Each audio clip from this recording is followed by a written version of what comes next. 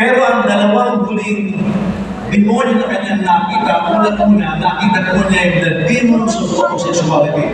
Kaya po sa kalamat na ngayon yung LGBTQ. At marami na pong pastora na payag na rito. In fact, marami na pong churches na split because of this. The Methodist Church is split not too long ago because of this. Pero nakita po nila sa Samra na the demon of homosexuality and then the last demon that will plague the world is the demon of bestiality. Ano po yun? Yun po yung tao na nakikipag-sex sa hayop. At meron na po ngayong mga aso, they are bred for sex. Nang binabantak niyo po na mga aso bred for sex. No, kung pinagtuturo sa Bible School noon dito, meron po ako mga estudyante na mga nagtatrabaho sa slaughterhouse sa Pinas, sa Toronto. At sinabi ko nila sa akin ko, sabi nila, meron daw mga nagtatrabaho sa slaughterhouse, they are having sex with cows, mga baka. At yung po ang huling demon. At ang sabi ko ni Lester, the damage that all of these demons will do in the world is so much that only the glory of God, the manifest presence of God will solve it. And that will be the last world revival before Jesus comes.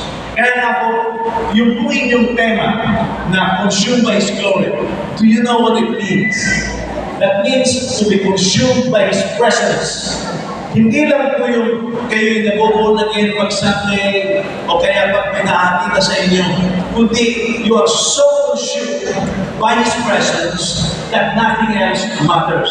Ngayon, nais ko na gawin natin sa hapon ito, yung focus na yan. Halimbawa, sabihan kayo, I saw the glory or I have the glory of God. Ano po ba ang mga sinyales? Halimbawa, sinabi nyo na Christiana praise, sabi na sabihin nyo, consumed by His glory, consumed by His presence. At mga Kristiyano, sabi nyo, do you have the presence of God in your life? At sabihin nila, yes, I have it. Meron po mga sinyales, yung po ang nais kong talakayin ngayon. Paano niyo po malalaman na ang lumalhati ng Panginoon ay pinagsunog kayo? Halimbawa, fire. Alam niyo na ang isang kahoy ay pinagsunog ng fire dahil ito yung maglalagablag. Okay? Giging kulay, magiging abo. So meron mga sinyales. Alam niyo na ang isang building ay nasunog dahil sa nawala ng building. By the way, incidentally, this was in the I think the 60s or the 70s. Meron pong prayer meeting sa Pasig Bethel Temple. Doon po ako na born again. Meron prayer meeting. One middle of the day. Bigla po yung mga kapitbahay nila nakita yung steeple ng yung bubong ng church nag-burn. Nakita ko ng mga mamamayan. Nakita nila yung Pasig Bethel Temple. Yung bubuman, nag-burn. Milya. So tumawag sa inyong bumbero. Now, this is in Pasig. Pasig Rizal. Well, Pasig Rizal nila na yun. Nagliliyak daw po yung bubong ng simbahan. So tinawag yung fire department. Nagpunta yung mga bumbero doon. Umakyat sila, wala pong sunog. Pero may nakita ang mga taong apoy. Pero walang sunog. You know what that was?